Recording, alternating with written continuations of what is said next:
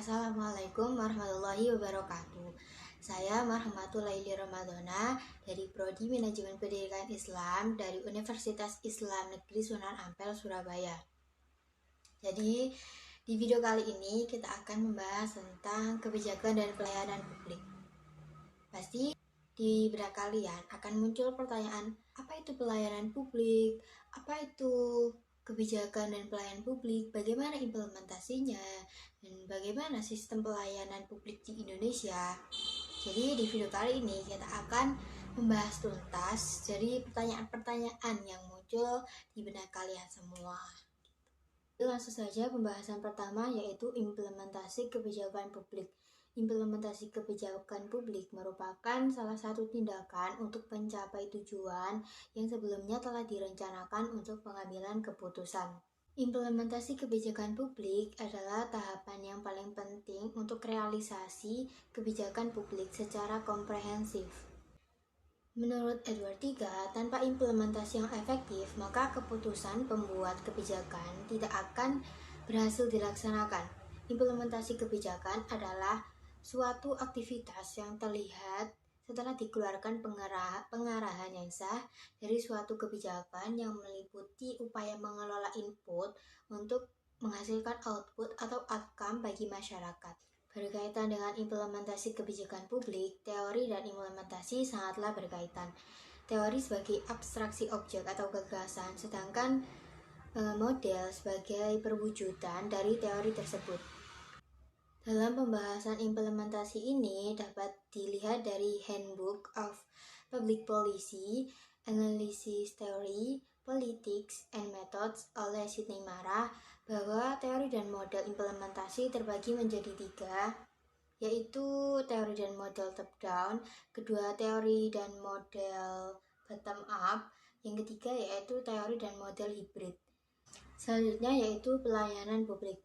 Pelayanan publik dapat diartikan sebagai pemberian layanan atau melayani keperluan orang atau masyarakat yang mempunyai kepentingan pada organisasi itu yang sesuai dengan aturan pokok dan tata cara yang telah ditetapkan.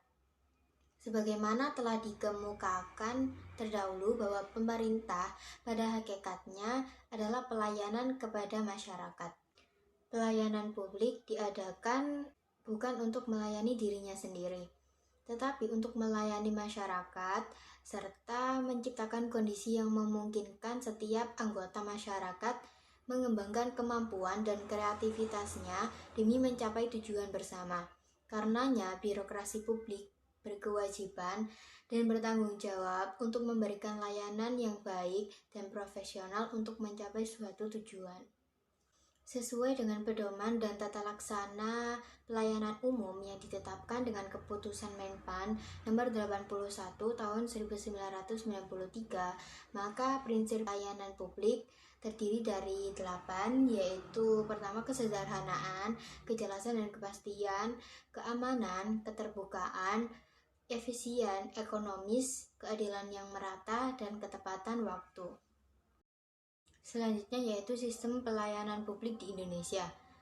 Penyelenggaraan pelayanan publik yang sesuai dengan bentuk dan sifatnya menurut Keputusan Menteri Negara Pendayagunaan Aparatur Negara nomor 63 tahun 2003 tentang pedoman umum penyelenggaraan pelayanan publik terdapat 4 pola pelayanan. Yang pertama, pola pelayanan fungsional. Pola pelayanan fungsional merupakan pola pelayanan publik yang diberikan oleh penyelenggaraan pelayanan sesuai dengan tugas, fungsi, dan kewenangannya. Misalnya, untuk pelayanan akan ditangani unit organisasi yang berfungsi melakukan pemungutan pajak. Contohnya, kantor pelayanan pajak. Pola pelayanan yang kedua yaitu pola pelayanan terpusat. Pola pelayanan terpusat yaitu pola pelayanan yang diberikan secara tunggal oleh penyelenggara pelayanan kepada orang yang bersangkutan. Misalnya yaitu pengurusan pelayanan paspor oleh kantor imigrasi dan pelayanan pembuatan akte kelahiran oleh kantor catatan sipil. Selanjutnya, pola pelayanan yang ketiga yaitu pola pelayanan terpadu. Pola pelayanan terpadu dibagi menjadi dua bagian, yaitu pola pelayanan terpadu satu atap dan pola pelayanan terpadu satu pintu. Pola pelayanan terpadu satu atap diselenggarakan dalam satu tempat yang meliputi berbagai jenis pelayanan yang tidak mempunyai keterkaitan proses dan dilayani melalui beberapa pintu. Sedangkan pola pelayanan terpadu satu pintu diselenggarakan pada satu tempat yang memiliki keterkaitan proses dan dilayani melalui satu pintu. Misalnya pelayanan pembuatan BPKB dan surat tanda nomor kendaraan atau STNK. Jadi itu tadi pembahasan yang bisa saya sampaikan. Apabila ada kesalahan atau kelebihan dan kekurangan, mohon maaf yang sebesar-besarnya. Wassalamualaikum warahmatullahi wabarakatuh.